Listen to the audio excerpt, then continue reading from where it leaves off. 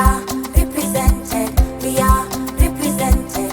We are represented. Welcome to Represented, the podcast. I'm Aniki Shuru, racial equity coach for online business owners who want to be intentionally inclusive by building a business that is racially equitable. I created this podcast to normalize a conversation around racial inclusion so that fear is no longer the barrier that gets in the way of doing this work. This isn't about perfection, it's about progress. Whether you're taking your first steps or you're well-versed in the journey towards racial equity, this space is for you. So welcome home, friend. Let's get started. From coast to coast, around the globe, we are represented.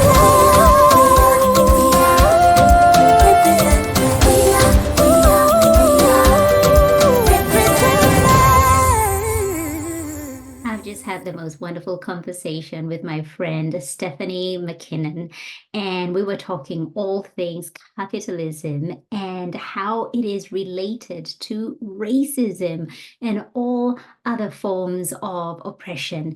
And this is a conversation that is so timely, and I'd love for you to listen. But before we get to that conversation, let me tell you a little bit about Stephanie. She is an internationally award-nominated certified life and liberatory leadership coach with an MA in adult education and 10 years plus of community facilitation experience. Stephanie supports both changemakers to unravel from the oppressive impacts of late-stage capitalism, to reclaim their joy and personal freedom, and business owners to identify and implement practical actions they can take to resist capitalism and make their business more accessible and socially just. Stephanie's work consistently invites curiosity, care, and compassion for her own and others' humanness, and the notion that imperfect action aligned with our values is crucial to creating the change we long to see in ourselves and the world around us. Here is Stephanie MacKinnon. Hey there, everyone. Welcome to another episode of Represented Podcast with me, Annie Gishuru. And today I am joined by Stephanie MacKinnon, who has become a great friend over social media. We've never met in person, but she has been a past student of mine inside my program, Represented. And I have been following her for quite a few years. And most recently, just seeing her emerge in what is now speaking to anti-capitalism. So welcome, Stephanie. It's an absolute pleasure to be here, Annie. And I can't believe it's been 2 years. I was actually looking this morning before we spoke since I took the program. So I'm excited to chat about the ways that has continued to integrate into the work I do, in particular as I continue to lean into and own this anti-capitalist perspective in the coaching work that I do. So, I feel as though this is such a needed conversation right now. And in particular, understanding the role of capitalism, because there are those who feel that it's not all bad. There's some good bits of it. I don't know how you feel about that. But before we get into that, the guts of it, I really want to know, how did you arrive here? Because I don't know when you were, inside my program, if this was something that you were still exploring. But I feel like in the recent, maybe year or so, I've seen it more from you talking about anti-capitalism. But how did you arrive here? Oh, such a beautiful question. Thank you. It's interesting. I actually did a master's in adult education and community development. I'm from Canada, as folks will hear in my voice, but I live on the west coast of Ireland now, so I have a confusing mid-Atlantic accent, is what they call it. No one wants to own me. The Irish think I sound Canadian, and the Canadians think I sound Irish. Anyway, just thought I'd name that for anyone being like, she's not Australian, obviously. Yes. So I did my master's at the University of Toronto in adult education and community development. So what is interesting to note is like, yes, there's components of adult education that are about literally teaching literacy and numeracy to adults. But at its core, adult education actually has a very radical, and by radical, I mean questioning the root of things, not violence in any shape or form, um, origin. Paulo Freire is a really famous adult educator who was part of many social movements in Latin America, Brazil in particular, I think. Mm-hmm. So my master's supervisor was really, well, in her own field, a world-renowned Marxist feminist. So my critique of capitalism was deeply baked into my graduate education. And I wrote and actually published part of it. There's this whole pre-life where I like almost became an academic. Like it was something I deeply considered. Yeah, so I wrote an undergrad, or not an undergrad, a master's thesis on the migration of youth from a rural part of Canada that I'm from, Mm-hmm. and looked at how capitalism had been part of creating this exodus and these challenges. So when I turned to the coaching industry, I felt like they were like two separate worlds. Mm-hmm. There was like my academic self, and then there was my coaching self. And one of the things that really drew me to Beautiful You, who I trained with, and I know you're affiliated with, was Julie Parker's ability to bring social justice conversations in. So I was like, I could see the beginning of a bridge, but they really felt like two separate worlds. So for the last couple of years, it's been like, how do I find a space to bring these together? So it wasn't something I was talking about on my social media or on my website, but it was an exploration of bringing these pieces of me into a whole. So I could talk about it so much more, but I'll leave it there for now. I think this is so beautifully, I think this is so beautiful, and it's a great segue into my next question, because we are encouraged when we are studying to become life coaches, when we're training to become life coaches, is how can we bring our onlyness into this? What is something that we do that we're skilled in? How can we bring that into life coaching and that be something that support us and that be kind of like our superpower? And I am so excited for you that you found a way to merge coaching Yeah. and bringing in the lens of anti-capitalism. And for those who are listening, going like, okay, Annie, we need to take a step back because I'm not sure I understand what capitalism is in the first place. So in your own words, what is capitalism? Yeah, don't worry, I prepared for this. I knew that we would have to define it.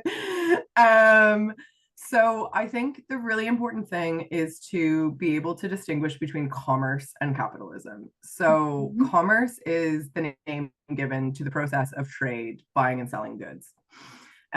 Nothing wrong with that. That's been happening forever. I have something, you have something, we swap. What happens under capitalism is that it becomes an inequitable exchange. So I actually believe that is at its core, and that's where the origins of a lot of these challenges that ripple out from it come from. So I do think there's certain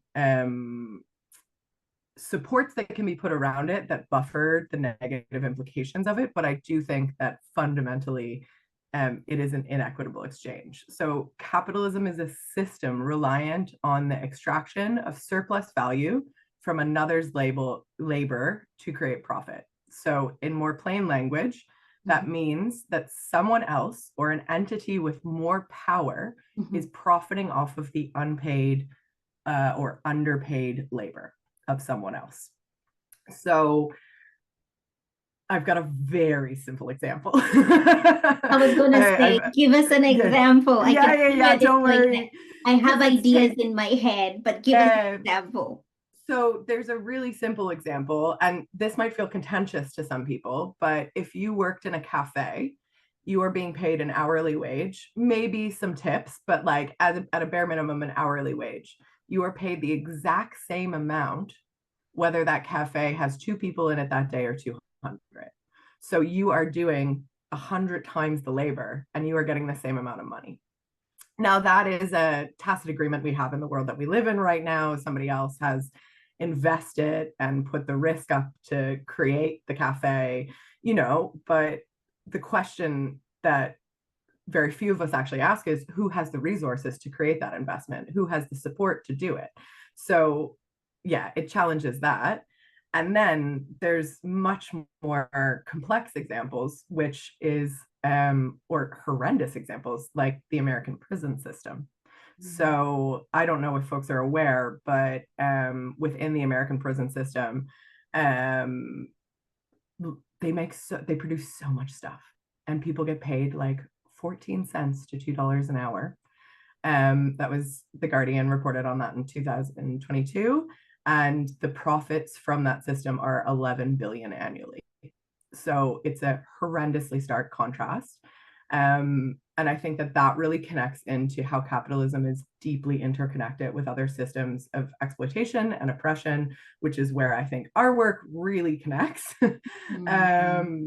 So even though my work, because of my area of expertise, is within capitalism, I really think it's important to acknowledge that it does not stand in isolation and massively disproportionately impacts those with marginalized identities. Wow, this is so eye-opening, Stephanie. What do you mean by, I came across the term late stage capitalism. What is that? Yeah, so capitalism has been around for hundreds of years at this stage. And I think it's important to also acknowledge a beautiful professor who I had the opportunity to learn from during my master's is a woman called Dr. Himani Banerjee. And she always talked about how this is a blip on the radar of human history. Nothing about capitalism is inevitable. There's certain things that we have to we need to pay our rent or our mortgage. We need to buy our food. We are all tacitly consenting in this system to a certain degree as a means of survival. So by no means do I want to ever shame anyone into feeling bad about how they participate, rather to shed awareness on it and recognize the little moments of resistance available to us, and that there's other ways.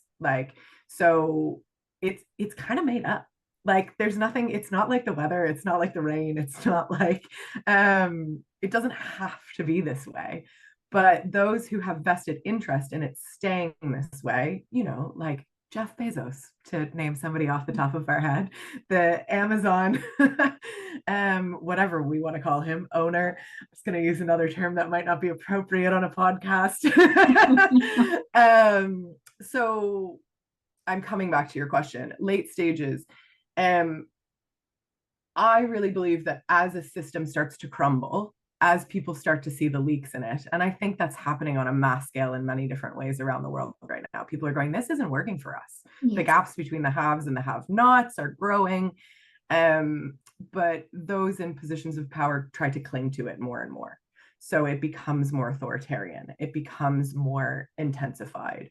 And I think that the late stages of capitalism, we see that not only in the financial systems. So a lot of academics would say that the 2008 financial crash, this this is where we go a little bit outside of my area of expertise, because I'm I can grasp at some of the pieces, but it's an intensification of what is. It's the doubling down on to try to cling to when people are starting to resist it. Yeah. Ooh, there is so much. There is just so I know, it's so much to unpack. Let's go back to something that you mentioned before. You spoke about overwhelm, how people are feeling overwhelmed. There's a lot of decisions to be made. We still have to exist, and so we still have to trade and do what we need to do to survive. Is there a way out? Is there a way we can do business equitably? Is there a way we can do business in a just way? And really bringing in that lens from a coaching perspective for online businesses, online coaching businesses, whereby We are very much part of an ecosystem that sells us scarcity, that sells us Massively. urgency, that sells us sometimes fear is used as a catalyst Mhm. to make you buy, guilt, Mhm. and a lot of times there is many things are not true. Many things that people end up buying. And I was part of a Mhm. call Mhm. very recently where somebody said they feel so harmed by the ways in which they have gone ahead and opted Mhm. into something, a freebie, a lead magnet. For those of you listening, I'm sure you know what that means. But when you opt in to get something, you exchange your email address to get something. Maybe it's Mhm. a PDF that's full of information, a video, a private podcast, something that gives you, information that you need, only to receive Mhm. it and go like, I could have Googled this. I could have figured this out on my own. What you Yeah. are selling is not a truth here. There's a Mhm. lack of integrity, and I feel Mhm. that in the person's words, they felt harmed Mhm. by that kind of system that we are a part of now. Yeah. What's your response to that, specifically being somebody who is a coach? Yeah. Yeah. I think thank you for taking what I inadvertently opened up to, like, the whole system of things, and bringing us back to, which I think is important to acknowledge, but bringing us back down to this overwhelm, this harm, this scarcity. And I think that that is actually so, so, so important, Annie. And um, I I think that what happens, one of the challenges within the capitalist system, is this sense of overwhelm, is this sense of powerlessness. Um, and what I deeply believe is that as the collective, small actions by many can create significant change. But that's not what we're taught. We're taught this hero's journey. We're taught this one person needs to sweep in and do absolutely everything. So while I cannot control what inadequate things other people, or harmful even things that other people put on the internet to download, what I can do is move through the world with as much integrity as possible and remind others in my own sphere of influence that that is available to them too. So I think a lot of the work that I actually do as a coach, I've kind of come up with this term as like internalized capitalism. So how are we unraveling from, how are we challenging in our own work, in our own world, what this looks like, and inviting others in. And I think you named so many of those pieces in the beautiful question you just asked: the scarcity, the overwhelm, the guilt. I would add in perfection as well. Um, so yeah, I think we control what we can, but we don't underestimate the impact Mm. of that.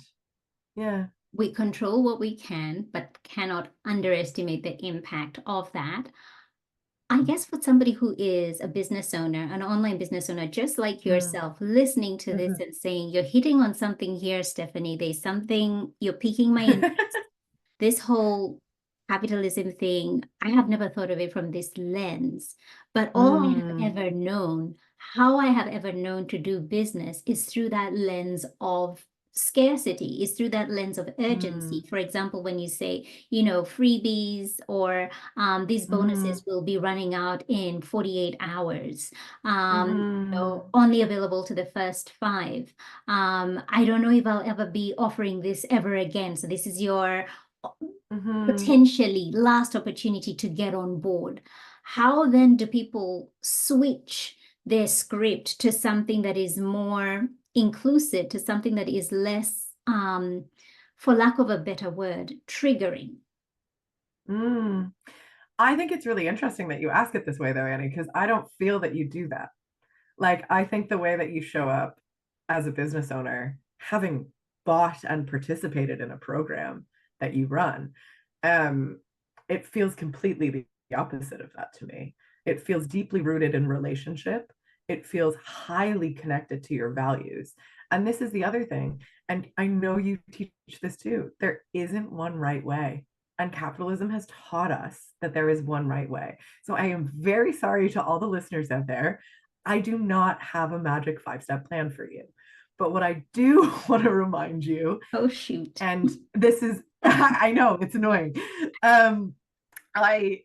I literally just put a freebie together, speaking of this, to help people identify what success looks like for them and how they can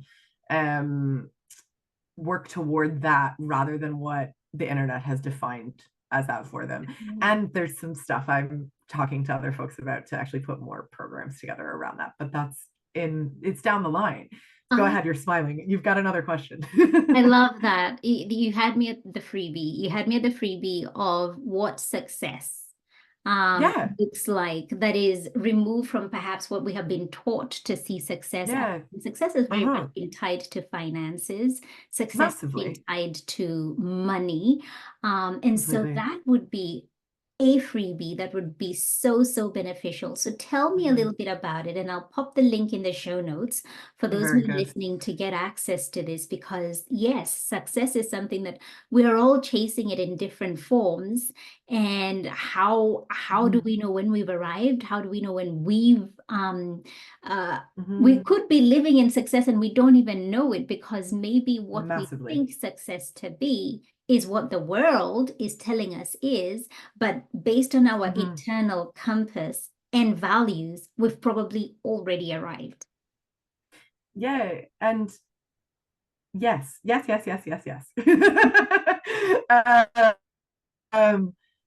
have not, let me find my words. You said something so specific. The world is telling us what it's supposed to look like. That was the piece. And often in that definition of what it's supposed to look like, somebody else is profiting off of you. So that's the piece, right? Like, who benefits from this idea of success? Who or what is lost? Because we see people hustling and sacrificing and doing all these things, but again, certain material realities are necessary for a comfortable life. And I do think that absolutely everybody is entitled to those. I don't want anyone to be self-sacrificing to kill themselves for the cause. That's not, I worked in community development and nonprofits for like a decade before transitioning into this work. And that is a lot of the folks that I support now. And we could have an entire podcast on the problematic nature of how people are taught to self-sacrifice in those worlds. And I think that's an inadequacy of other supports available that is put onto individuals. That's how I'll leave that.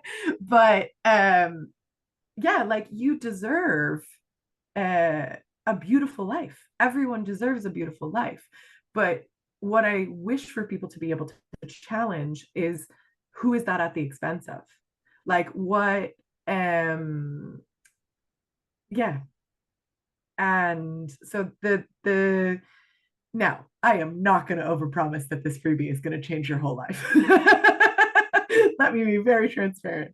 It is a handful of questions that get you dreaming and imagining what really matter the most for you, and then checking in to see if that aligns with how you currently define success. So getting clear on what a beautiful or an ideal or a fulfilled life would be for yourself and those around you, and then asking, like, look, does this actually line up with maybe the arbitrary definition of 10K months? Like, what does that look like? So can the material reality, can the things in your life actually support your life rather than your life being a pursuit of them? Wow, that's powerful right there.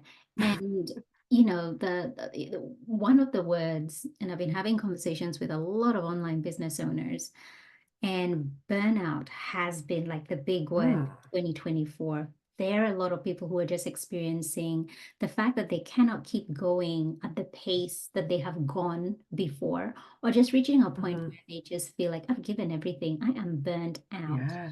And I just need to take a few steps back. What are the things that I did at the very beginning of my business, or how can I slow down but still have an Yeah. impact, still grow my business, still make a Yeah. difference. And so coming Mhm. back to this idea of being anti-capitalist, how do you support people to unravel? What is the process of unraveling? What does it look like? Yeah, and again, it's annoying. I don't have a specific, like, I think these questions could really help someone see where in their life they're, I hate using this cliche term, but like out of alignment. Because I think the clearer we are on the things that matter to us, the easier it is to decide what is and isn't worth your energy. So, if we're chasing every shiny thing in front of us, and I have fallen into that, let me be absolutely clear. I am human. I am living in this world just like you, and there's the allure of the quick fix. There's the allure of the next shiny thing. And but yeah, I've lost my train of thought. I got excited and distracted myself. It was around Um, supporting people to unravel. So if I have yes. been part of a system that has taught me A, B, C, Mhm, D, but I'm beginning to realize that's mhm, probably not in my best interest, in the interest of those with marginalized mhm. identities. How can I begin to unravel? How can I begin to loosen that grip that Yeah. potentially has me? Is what I'm getting at. Yeah, perfect. Thank you for bringing me back. I got distracted by my own tangent. um, I think it comes up in conversation for folks. People don't often realize where the the the pieces are for them that they are ready to let go of. But a really common example is the way that we organize our time. I think that's something that a lot of folks will be able to relate to. So, patriarchy and capitalism are deeply interrelated. Like, there's many folks who actually argue that the nuclear family as we know it was set up to create more surplus labor. So if a woman was unpaid in the household during the Industrial Revolution, she could make more labor for the system, and could also ensure that those around her, her husband, was fed and taken care of so that he could make as much money for the capitalist business owners at the time, which is wild. So the 9 to 5 business work week, as we know it, is actually also set up around the male hormonal cycle. So it is set to maximize profit around, because men go through the same cycle in a day that women go through in a month. And I understand that there are also all sorts of other gender identities within that. But yeah, so recognizing that the natural world around us is set to other cycles, and how can we live more connected with our own cycles, and with, like, also just going outside like is really being in nature if you have it available to you, whether it's like a patch of grass in your garden, or like, I feel very lucky, I live in a very wild corner of the west coast of Ireland, so like being in nature helps me remember to get out of my head and back into my body and reconnect to these natural rhythms. But we are of nature, even though our world tells us we're above it. So I think that's really interesting. But yeah, just like, what's your time? How can you reconnect to the value of your time? How can you organize your time in a way that makes sense for you? It, So and it's different for every person. it Like, is some different people. for everyone. And what is Mhm, interesting as I hear you speak, Stephanie, is it goes back to the systems that we are a part of, the mhm. education system that we are a part of, Absolutely. how we were taught, what time we were meant to Mhm, be in school, what time we left school, the extracurricular activities that we were a part of, mhm. the subjects that allowed you to Prioritized. prioritize, but if you got into them and were really good, paid more. Yes. They paid more. We know that the sciences paid more, STEM, Mhm, the mhm. arts. And Mhm. so a lot of people, students being encouraged, that is a path to take. And if you're not strong in that area, oh, what a lost cause, so to speak. I mean, from where I Mhm. come from, I know there was such a focus on education, particularly when Absolutely. you come from a continent where your identity, a lot of the times from the Western lens, is one of poverty. And so you've spent a lot of time trying to prove yourself, trying to unravel from colonialism and prove that you have something to offer. And so education has been the pathway to making something of yourself. And so being strong in certain areas certainly does have that advantage. And now, as you share and as you speak, it brings me back to some of the work that we did inside of Represented, which was the question that I always ask when you think of whatever you're building as a business owner, putting offers together, or even part of the groups that you are, or the organizations that you are, the table that you belong to, either the corporate table, uh, who was it built for? Who built it? Who was it built for? Who did they have in mind when they created it? And a lot of times when you're able to answer those questions for yourself, it often shows you who they didn't have in mind. So when you're Mhm. talking about the 9 to 5 and how that has, been linked to the cycle of how men work and how you can get the most out of them. Yeah. So when that, work structure was created, who was it created Mhm. for in mind?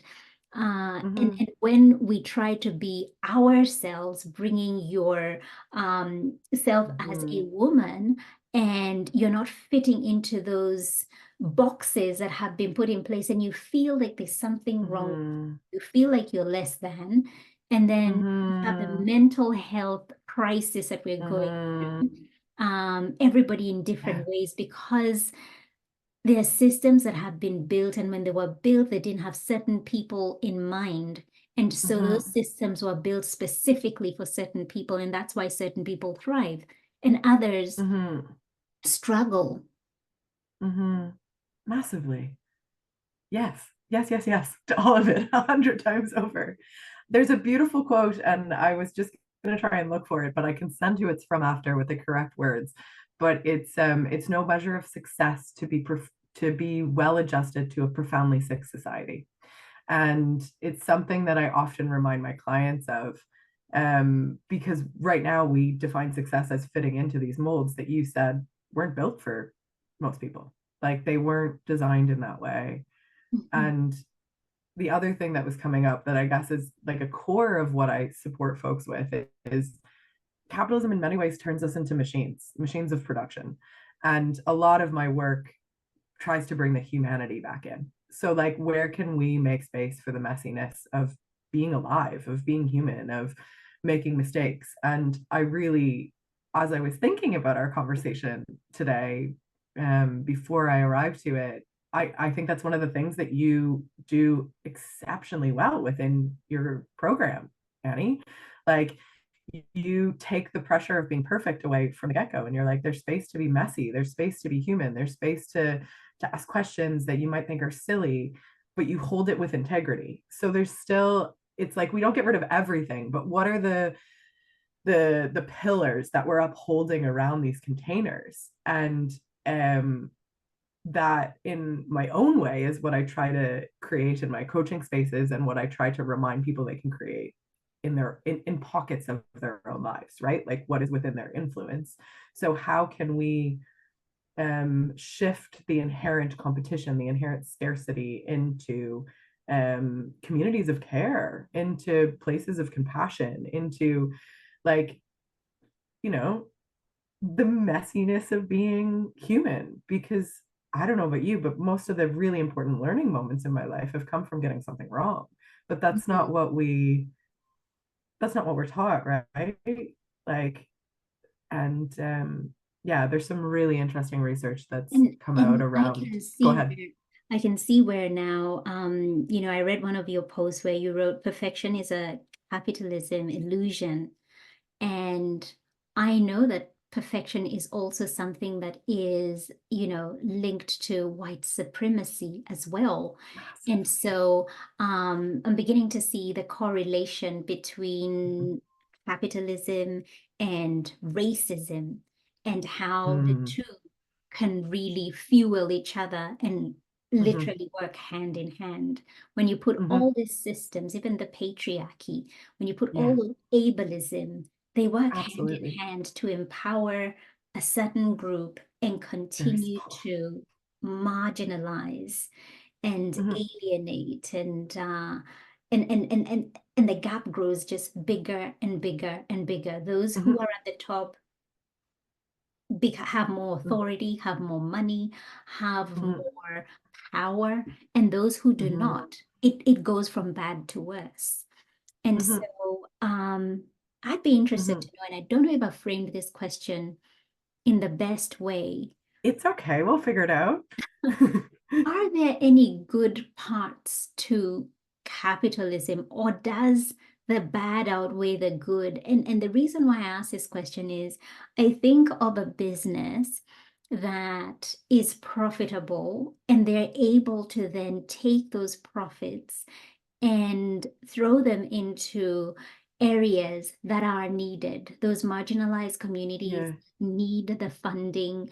Um, yeah, into causes that are actually yeah, making a profound difference. We yeah. still do need those businesses that are incredibly Mhm, successful, that have the financial power, because when you have mhm. finances, you have power and you're able to Absolutely. choose where you put that Mhm, support, where you throw your support. And it's even tied to the people we end up voting for, the people who we mhm, end up electing into office. So mhm, having mhm, that part, which I guess to some degree comes from capitalism, is it all mhm. bad? Does the bad Yeah. outweigh the good? What are your thoughts? So, love this question. I think there's almost two answers. Right now, I want people to have money, which is power in this system, who are going to invest it in things that matter, who are going to look after um, people who are in positions that have been marginalized and support and empower them. But my critique is that capitalism has been part of creating that marginalization. So taking the money made in a system that has not directly related in any way, but putting it back towards communities that have been disenfranchised, that have been alienated, that have been like capitalism is part of creating that problem. Like the extraction of resources from all over Africa, like the continent of Africa, like the there's nothing inherently impoverished about certain countries. It's like go to the museums in London and look at why like it is that way. Mm. So like I I'm opening a huge other can of worms with that statement, but I think it's important to say like nobody is inherently poor. It's not a personality trait. It's not a thing that somebody has done wrong. It is the conditions that they are living in that have created it. And I think part of those conditions are capitalism. So what so I do not think there is good to capitalism, but I do think that there is a significant difference that money and power in the hands of people who care about the collective is very important for this moment. Like, Mm. does that make sense? It does. It does. And I love the way you said it's not an identity. It's not something that is inherent. It's something that it's a cause of, Yeah. what has been done. And so yes, it absolutely makes sense. And so um I want to ask the last question here. And I The almost last feel like question. before I do that, I'd love to know, who are the people who come to work with you? Who are the people who go like, Mm, I'm coming to you because I need X support from you? Who are those people?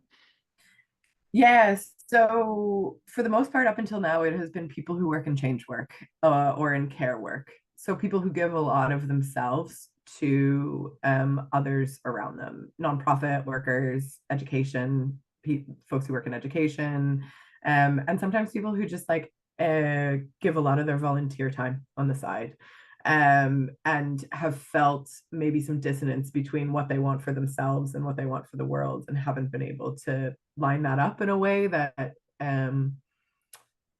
feels empowering or supportive for them moving forward.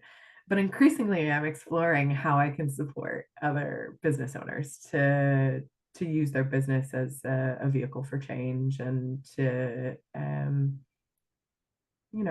create a definition of success for themselves that expands beyond their own business. So yeah, we'll see. Time will tell how it grows and evolves. Beautiful. So, last question, Steph. If fear was not a factor, how would you show up in your work? Oh, that's beautiful. How would I show up in my work? I love what I'm doing. Like, it's such a lovely way to say that already. I think I would have introduced the work I'm going to do with business owners differently just there. I am supporting business owners to be anti-capitalist in their business. Yeah, that's what it is. I would have stepped into that in a way that honors the experience and the expertise I have to share in this area.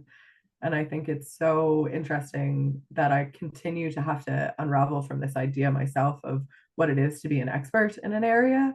I constantly am comparing myself to the incredible academics and professors that I had the privilege of learning from in my graduate education, and recognizing that I am not in academia. I am not in the business of knowledge production. I am taking what I learned from that time and bringing it into life, and bringing it into other folks who wouldn't have naturally been exposed to it. So yeah, that's what I would do. Thank you for that.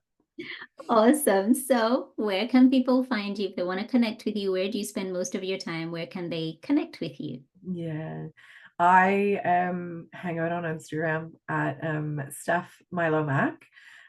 Is the handle there. And then I made a really handy link at stephaniemackinnon.com. So STEPHANIE, God, it's so long, MACKINNON.com/freebie is where you can actually find the reflection questions I was talking about there around aligning your definition of success with what actually matters to you. Beautiful. And all of that will be on the show notes. Stephanie, thank you so much for your time today. Really appreciate you. My absolute pleasure. It was so wonderful to reconnect with you and really just delve that bit deeper into how the worlds we work in really do interconnect and overlap. And yeah, it gives me hope, which is exciting. We are represented. We are represented. We are represented. Thank you so much for tuning in. Why don't you go ahead and hit that subscribe button and leave a review so this podcast can reach more online business owners, and together we can begin to normalize racial inclusion in the online coaching space. I'd love to acknowledge the traditional owners of the land where this podcast episode was recorded, the Wiradjuri people in central New South Wales, Australia. Music produced in Nairobi, Kenya by Patrick St. Pimbaru and Kambua Mathu. Vocals by Joanne Matata. Represented.